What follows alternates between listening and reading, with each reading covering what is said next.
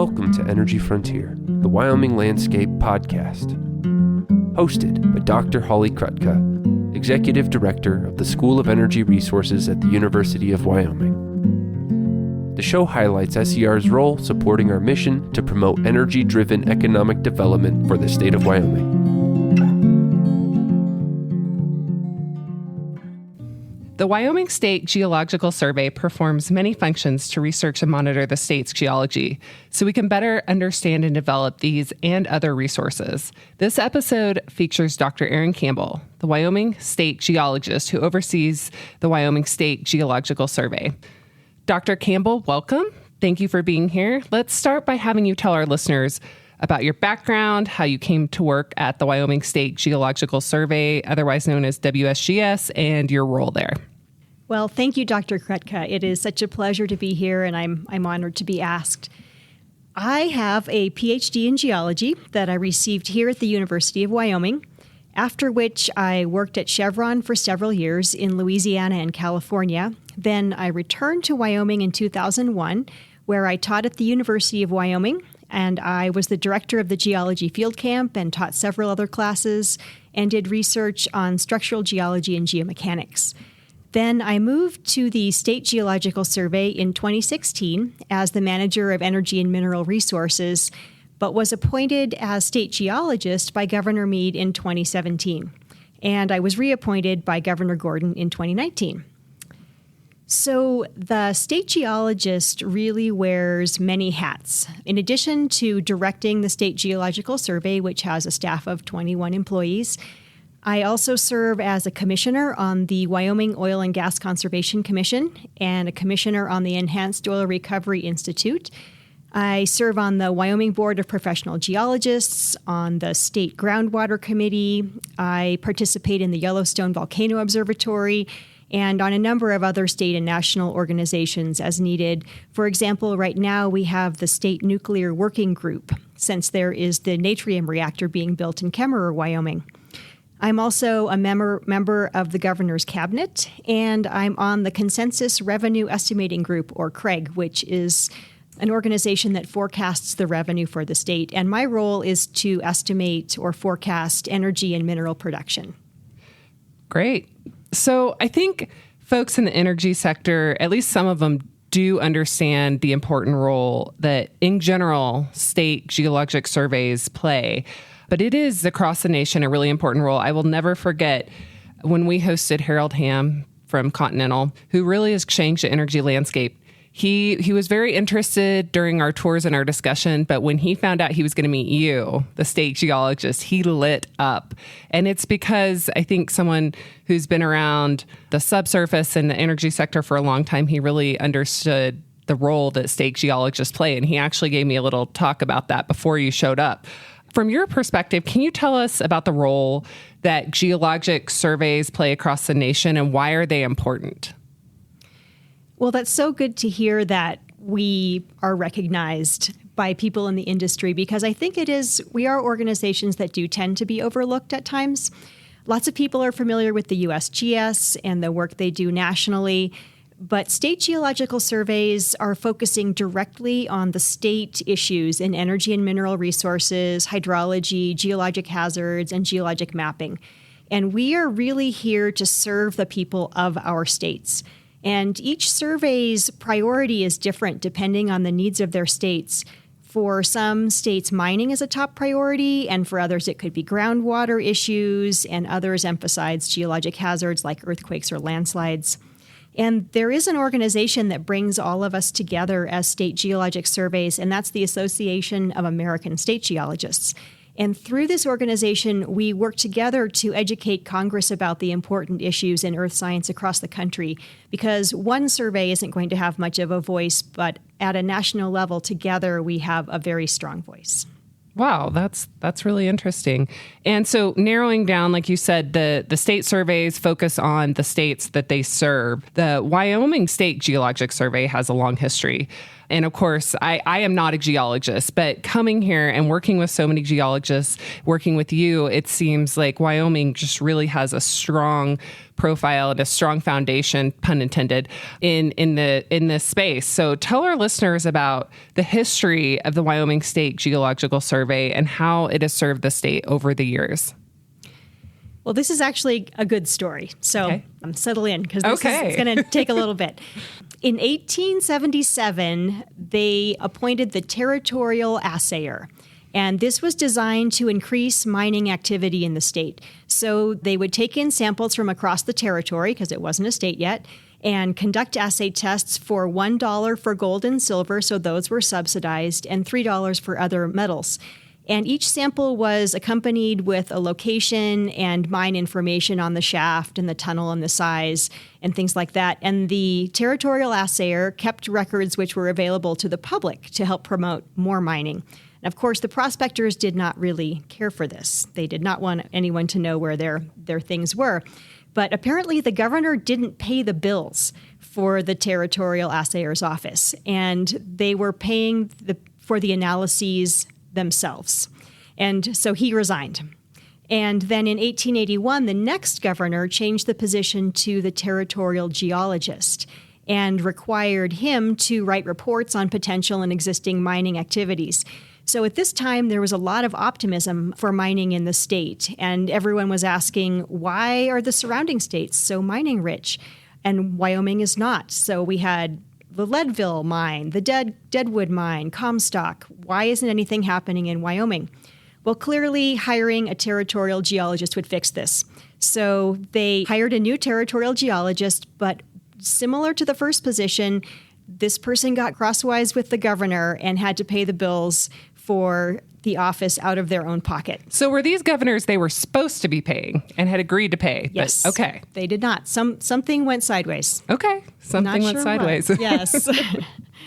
So when Wyoming became a state in 1890, the state geologist was actually included in the Wyoming Constitution, despite opposition from a Laramie merchant. And this quote from them is pretty funny. They said, "My experience is that geologists have been a useless expense. I have yet to have the first geologist tell me anything beyond the expression of an opinion." I disagree with that, but... Thank you. Okay. But fortunately, he was only partially convincing, and the position of the state geologist was established, but it was unfunded and was more of an honorary title given to a UW geology faculty member. So then in 1901, about the same time as the copper boom in encampment, funding was allocated for the state geologist at the grand total of $2,400 per year. And they established the 6-year term, which is what is currently in place.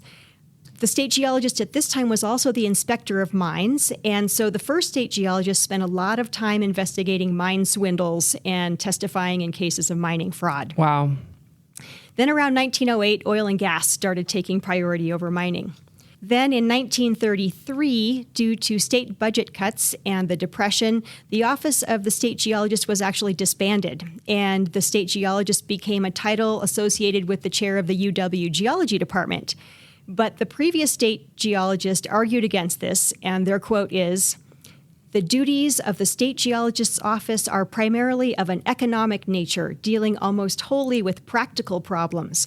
It would be entirely unfeasible to combine this department with an academic department where theories only are propounded and where practical experience and requirements are not predominant." Ouch. Ouch, yes. Still, the Geologic Survey was created in 1933, and the chair of the geology department became the state geologist. 1933 was the Dust Bowl era, so there was a big emphasis on water and drought at this time. And it wasn't until 1969 that the survey and the state geologist became separate from the university and part of state government as it is today. Great. That's an incredible history. And it's exciting to know that having this role, or at least this function, started even before Wyoming was a state. So that's a long history to be part of. The WSGS has so many functions, including gathering information, performing technical analysis, performing resource assessments, generating maps, particularly related to energy and mineral resources, hazards, and groundwater. Can you talk a little bit about what the survey does and the role it fills for Wyoming today? Certainly. I am very proud of the role we fill for Wyoming. I feel that we do an excellent job of doing very applied work that relates directly to the people of Wyoming. And so what we do is we focus on the foundational geologic work that allow other people to dive more deeply into the geologic research and exploration.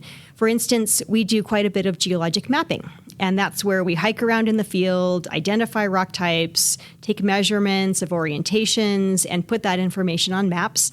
And we collect samples and identify minerals under the microscope, do geochemistry, geochronology, which is the age of the rocks, and we make maps of the bedrock and surface deposits. And as you know, at SCR, there is good federal funding for the glamorous work, for new technologies, innovative laboratory work, but the old school boots on the ground work doesn't always get that funding. And that's where we come in. And so we set the stage to try to attract the interest of industry, who we hope will then invest millions in the more detailed exploration. And just to be clear, your funding is currently from the state? Yes, we're part of the general fund budget. Perfect. And we do have a small percentage that comes from federal sources, but we try not to rely on that because we want to make sure that we're focusing on the areas of research that aren't being funded nationally and that the state needs. Yep. So these maps that we create, they're used by the oil industry and the mining industry to locate resources. And interestingly, they are also sometimes used, our surface mapping maps can be used by realtors and land developers to identify hazards or locate resources like aggregate. So we also do work on groundwater issues, looking at things like salinity of aquifers. We compile large existing data sets and present those data to the public on our interactive maps. Because there are a number of state agencies that gather large amounts of data, but their role is more regulatory, so they don't have time to analyze or present those data, right. And that's not part of their mission. So that's where we come in and try to make those data available to the public. And I think you can see that's exactly how these different entities across Wyoming are working together. So even though we do maybe have big, flashy federal funding, it is still built on a foundation of information, a lot of which came from you all and your work. So we have to build on that. And I know we'll talk about this later, but I would also say, in addition to the map, you have a lot of great reports that come out, and you do not have to be a geologist to go read that work. So you already mentioned realtors. Some realtors are, in fact, geologists. I know a few examples, but even with my background in engineering, they're very much, there's technical information, but they're very much readable to anyone. So thank you. Yeah. I appreciate that. We try, and we do publications at different levels as well. There'll be That's true. Very technical open file reports, which are just straight data, all the way to our state parks pamphlets that are for tourists, and our annual summary reports that we put out about the start of the legislative session, where we tackle an issue that is of interest to legislators and other members of the public that they may need to consider as the legislative session moves forward. That's great. So I know one of the tools you are most excited about, and we're all excited about, are the recent magnetic and radiometric geophysical surveys. Tell us, what is that? Oh, I am so excited about this. We all are, but you're glowing. Okay. So we've been collaborating with the USGS to fly these airborne geophysical surveys over parts of the state that have strong mineral potential. So the USGS has a program called the Earth Mapping Resources Initiative, or Earth MRI, and they received a large amount of funding through the bipartisan infrastructure law, about $65 million per year. So we were able to secure some of that funding, and we have had several millions of dollars in airborne geophysical surveys flown. And we're also very fortunate that the governor and the legislature recognized the importance of this and contributed some matching funds early on, which then sort of just snowballed into more and more funding. So the state gave us some funds, the federal government gave us funds, the state gave us more, the federal government gave us more, and it's just multiplied into a really nice data set that's going to be created. And so we have either flown or contracted or in the process of contracting surveys over the Medicine Bow Mountains, the Sierra Madre Mountains, and the Laramie Range. But most excitingly, the data that we just released is a survey over central Wyoming. And that extends from South Pass over the Granite Mountains to the Seminole Mountains.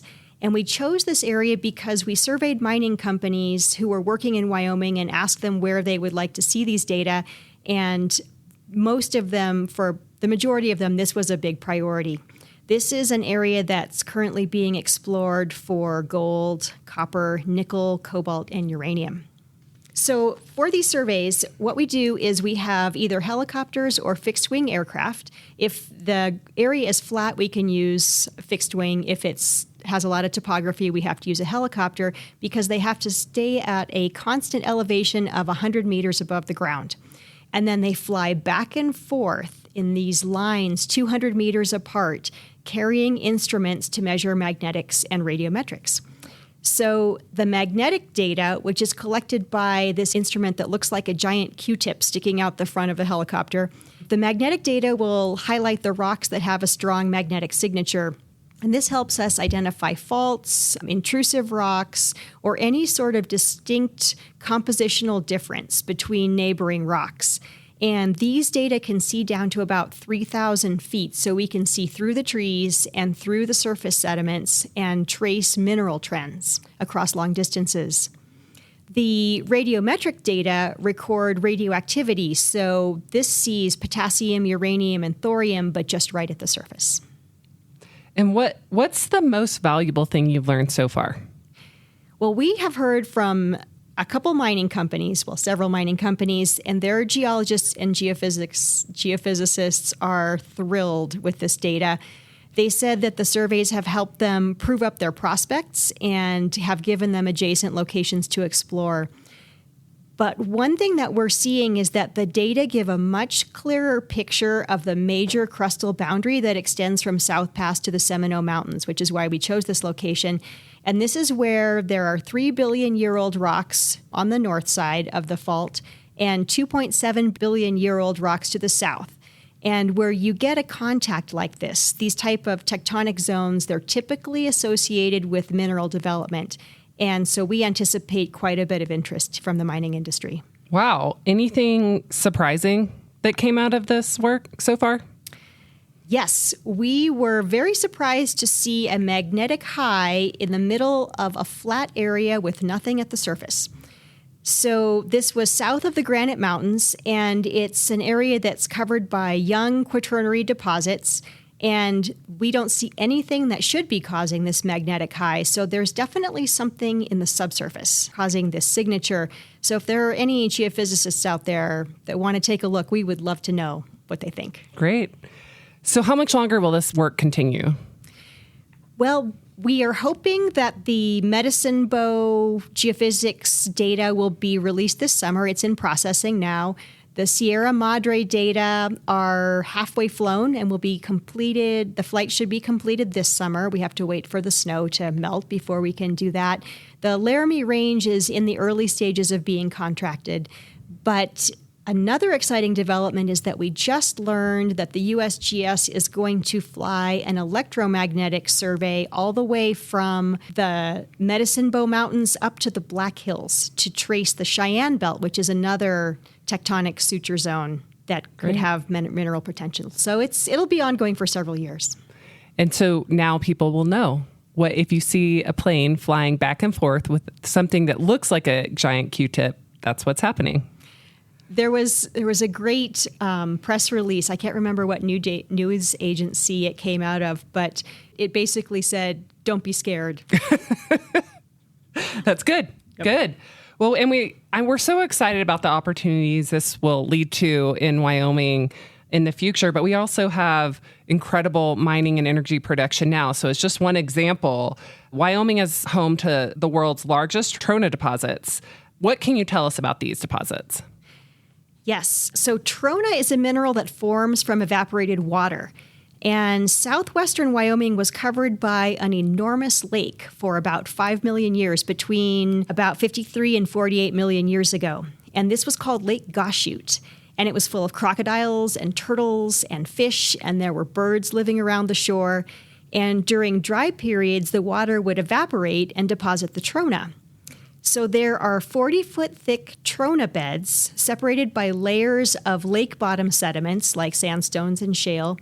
And this is all part of the Green River Formation, which is where we find our Wyoming state fossil, the Nydia fish. And tons of fossils in the area, actually. Tons of fossils, yes. So the Fossil Beds National Monument is in this area. And yeah, there's great fossil prospecting to be done out there. Yep. But so the trona itself was discovered in 1937 when an oil company took core samples while drilling an oil and gas well, and they found these thick layers of trona.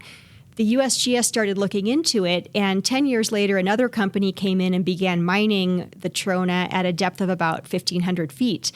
And most of the beds are found from about 600 to 2,000 feet below the surface. And all told, like you said, Wyoming has the world's largest trona deposits. And it's growing, too. Mm-hmm. So, well, the deposit isn't growing.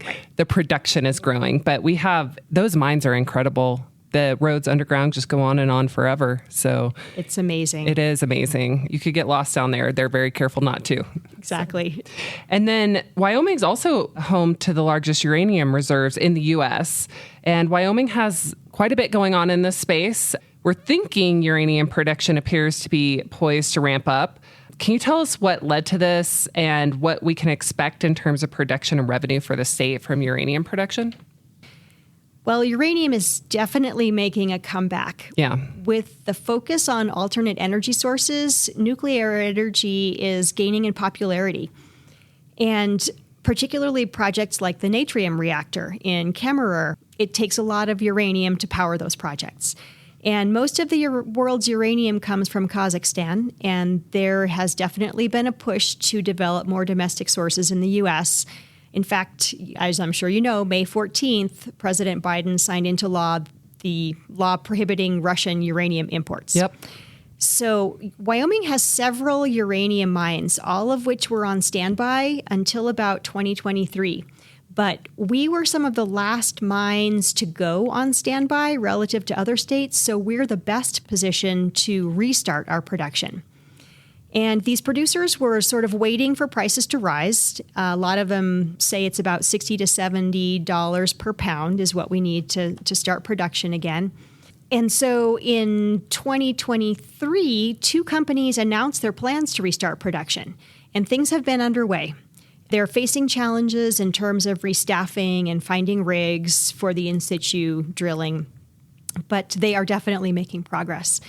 And if we can get up to about $100 per pound, it's estimated that Wyoming holds about 446 million pounds of economically recoverable uranium. So we want to keep an eye on those prices. And in terms of revenue for the state, that is something that my agency tracks and forecasts. And currently, the contribution is negligible and has been negligible, but we are definitely watching and are anticipating an increase in the coming years.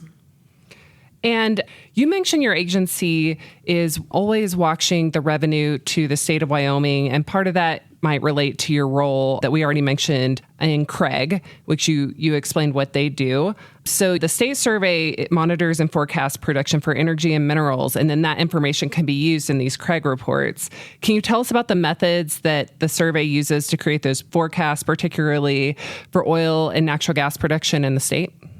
Absolutely. So the state geologist serves as one of the members of CREG. And my main role is to bring forecasts on production and price for oil and gas, coal, trona, and uranium, which in the past was 70% of the state revenue and now is, I believe, around 50%, but still a very significant portion of our state revenue. So other agencies also bring in their independent forecasts, and then there is a long and very involved discussion with a lot of differing opinions among the group, which includes economists, which is excellent. So we have engineers, geologists, economists, and we all together we come to a consensus on the production and price for the next 6 years. And what my staff does is they track trends year-round. So this is not just something we do in October and in January. We are working on this year-round. We watch industry websites for announcements, and we plot price and production. And in terms of oil and gas, my staff has developed an incredibly rigorous method. And I do want to just take a moment to tell you that the staff members I have are absolutely incredible that are working on this. And the state of Wyoming is really fortunate to have these brilliant people doing this work. Yes, we are. They are amazing. So what they do is for oil and gas, they download the production data for all of the wells in the state. And in 2022, there were almost 28,000 wells currently producing. So then they calculate the decline curves for the production for conventional versus unconventional wells. They take into account the age of the wells that were already drilled, the number of rigs currently drilling or wells waiting to be put on production, and try to determine how much oil we know will be produced. Then we have to forecast how many wells will be drilled into the future. And that depends on price, national and international issues, things like what will OPEC do? What's going to happen with the weather? How much natural gas will be burned if it gets cold? So it's extremely difficult to forecast the price, but the price is what determines the production. Right. So it's very tricky. It's very tricky to do this. But additionally, they have to take into account how the taxes might vary. So the tax revenue the state receives varies based on the oil price, and also whether the wells are drilled on federal land or not. And so they have to account for all of that as well and forecast that. And so my staff creates these plots, and we calculate these forecasts, and we bring them to the CREG meetings.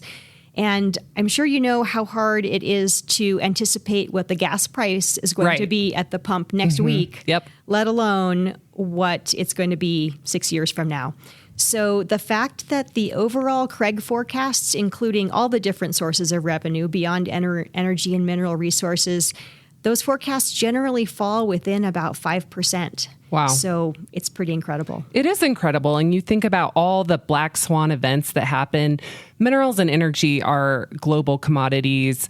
And for example, natural gas prices, which affects coal production as well, were completely impacted by LNG, liquefied natural gas facilities, shutting down unexpectedly.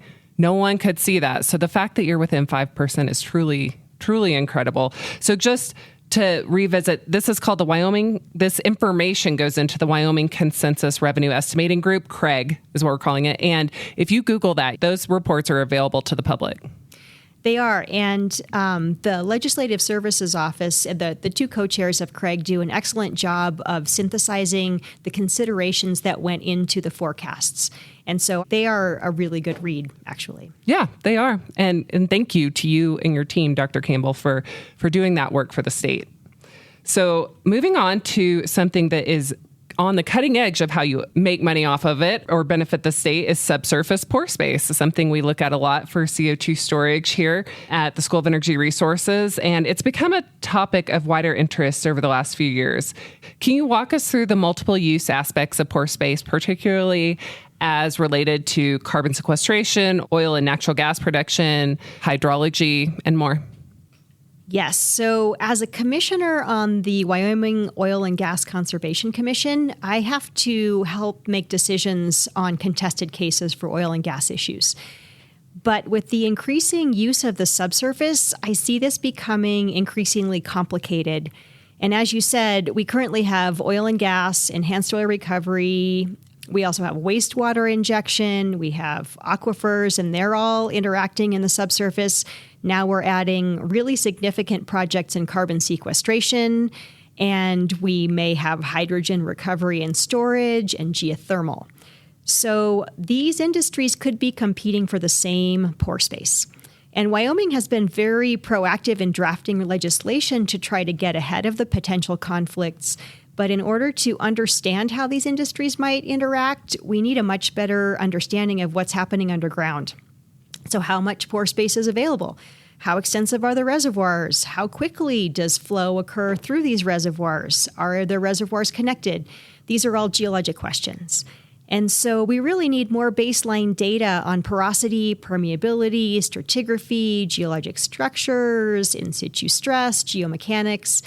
There's just a lot of work to be done to get a handle on this. Well, we're glad we have you at the helm as we enter this new space. So when and how should an entity looking to develop energy and or minerals and or pore space storage in Wyoming engage with the survey? Well, geologic mapping is usually the very first step in energy and mineral exploration and most of these industries. So all of our work is available publicly online, but I would suggest that you email or call our office because we have amazing staff that are happy to help people locate the resources that they need, whether it's in our office or outside of our office. So please contact us. Great. And for those who don't know, fun fact, the School of Energy Resources is directly across from a very, very small parking lot with about 3 spaces, only one of which we can actually use, from the State Geologic Survey. So it's a short commute, even in winter, to go talk to our friends across the street. So if someone wanted to learn more about the Wyoming State Geological Survey, just a layperson or a student maybe, anyone interested in what you do, what's the best way to do that? Well, you can visit our website, which is wsgs.wyo.gov, or call our front desk. We are at 307-766-2286, and you can talk to a geologist or come visit us after you finished visiting SER. We are right behind the T-Rex on the UW campus, and we have books and maps, and people often bring in rock samples for identification, and we have scientists that are happy to answer your questions in person. Yeah, there's a lot of geologists in this part of the world. So you're right next to the UW Geologic Museum, and the Department of Geology and Geophysics is in the building. So this is the place to be in Wyoming if you're interested in geology and want to meet fun geologists. So in terms of our last questions, these are about you. And I think we're all very grateful that you're in this role. And thank you so much for spending some time with us today and for all you do. Just listening to your list of roles and your responsibilities that come with being the state geologist, it's really humbling. So let's hear a little bit more about Dr. Campbell. What's your favorite place to visit in Wyoming? Okay, well, let's see. Asking me that is kind of like asking me which of my children I love best, which is impossible because they're all so different and special in their own way. But I think I really love Seminole State Park. And I love it because you can see the entire geologic section from the Precambrian through the Paleozoic and Mesozoic stratigraphy right up to some active sand dunes. There are amazing faults that you can see on Google Earth and drive right through right at the dam. And my agency, the Geologic Survey, put out a nice pamphlet on the geology that helps you understand it. And then, of course, there's a lake with good fishing right there. Oh, yeah. We always ask about fishing, too. And then what's one thing you'd like folks to know about you? Well, I think I have got the best job ever. And Wyoming has some of the best geology in the world, and I have this incredible staff doing exciting work for the good of the people in Wyoming, and I'm so proud of the work that we do. I get to see and learn new things and work with interesting people from all around the country, and being the state geologist really is such an honor and such a pleasure. Wonderful. And last but not least, and you did not know I was going to ask about this, you have a very unique goal. You travel the state all the time. What is your goal as you travel the state? It's very unique. Are you talking about the gas pumps? Yes. Okay. So there are a number of state gas pumps around the state. And when I'm traveling around in the state vehicle, I'm trying to visit every single state gas pump as I travel. And there are some that are a little harder to get to than others, but I'm about 3/4 of the way there. Wonderful. Well, just wanted everyone to know that you're also thinking about, as you travel the state, you go to some really remote locations and you're thinking about how you can make that fun, and trying to get gas out of every state pump in the state is on the list. So thank you so much, Dr. Campbell, for being here, for all you do for Wyoming. We really appreciate it and wish you all the best. And we're always here to help at the School of Energy Resources if you need anything. Dr. Krutka, thank you so much. It has been such a pleasure chatting with you, and thank you for all that you do for the state as well. You're welcome. Onward. Thank you for listening to this episode of Energy Frontier, the Wyoming Landscape, the podcast that highlights the School of Energy Resources at the University of Wyoming. You can expect a new episode of Energy Frontier every Wednesday on Apple Podcasts, Spotify, or wherever you listen to podcasts. See you next time.